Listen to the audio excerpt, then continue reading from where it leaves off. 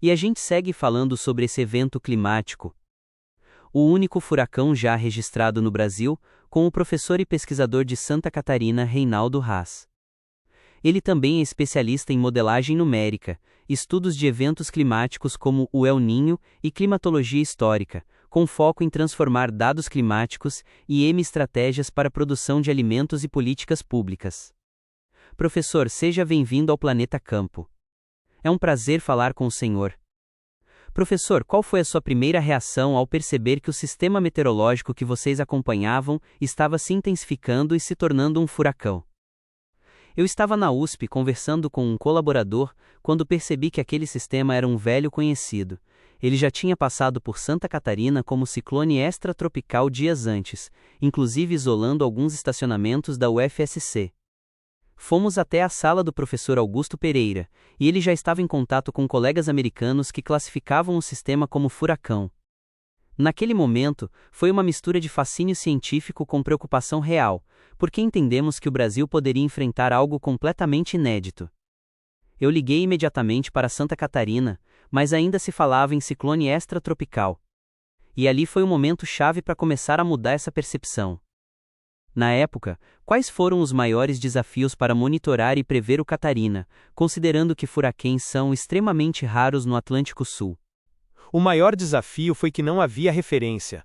Os modelos não eram preparados para furacões no Atlântico Sul, e havia até resistência em reconhecer o fenômeno como tal. Faltavam dados, faltava histórico, e isso aumenta muito a incerteza. Era como tentar prever algo que oficialmente não existia. Como foi a experiência prática de estar na região enquanto o fenômeno atingia o sul de Santa Catarina em março de 2004? Foi uma experiência extremamente marcante. Observamos uma quantidade muito grande de tornados e trombas d'água, especialmente sobre áreas de arrozais. Quando o sistema atingiu a Serra Geral e o olho começou a colapsar, houve uma intensificação muito forte, com estruturas semelhantes a supercélulas. E o mais impressionante foram os relatos das pessoas. Muitos não reconheciam o perigo. Havia gente que chegavam a enfrentar essas trombas. Existe até um paralelo interessante com o mito da cobra grande amazônico, que alerta sobre forças irresistíveis que o atraem para ir até a tromba, mas que podem te devorar. Quando essa cultura se perde, o risco aumenta, e isso poderia ter custado vidas. Quais foram as principais lições que a meteorologia brasileira aprendeu com Catarina em termos de preparo e alerta à população? A principal lição foi que não basta prever, é preciso interpretar corretamente e comunicar bem o risco. No Catarina, houve confusão ao aplicar conceitos do hemisfério norte. Aqui, o principal perigo não era a chuva, eram os ventos extremamente fortes. Isso influencia até como as pessoas se protegem. Pequenos detalhes fazem diferença entre segurança e destruição. Depois do Catarina, avançamos muito, mas principalmente aprendemos que o raro também precisa ser considerado. Em sua avaliação, o que tornou aquele evento possível foi uma combinação de condições raras na atmosfera e no oceano? Foi uma combinação de fatores raros, mas diferente do padrão clássico. O Catarina não precisou de águas muito quentes. Ele se organizou a partir de condições atmosféricas específicas, como baixo cisalhamento e bloqueio. Isso mostra que, no Atlântico Sul, os mecanismos são diferentes, e ainda não totalmente compreendidos. No Atlântico Sul, o furacão não precisa seguir o manual clássico. Desde então, como evoluíram os modelos de previsão para eventos extremos como esse no Brasil e na América do Sul? Os modelos evoluíram muito, mas ainda têm limites. Hoje nenhum modelo consegue gerar um Catarina do zero, ele precisa ser inserido a partir de observações como imagens de satélite.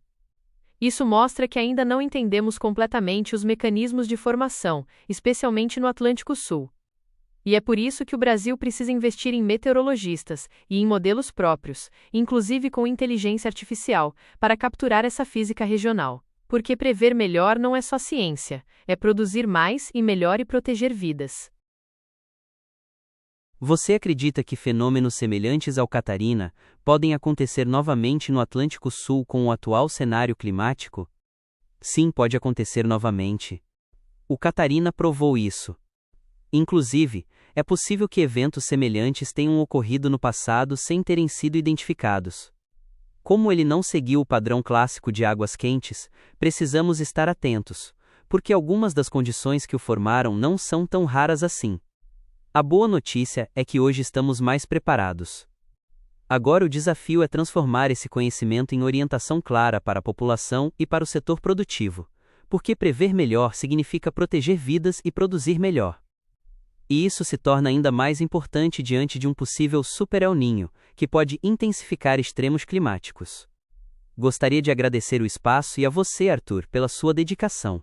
Precisamos de mais profissionais comprometidos com informação de qualidade, porque enfrentar esses desafios exige esforço coletivo.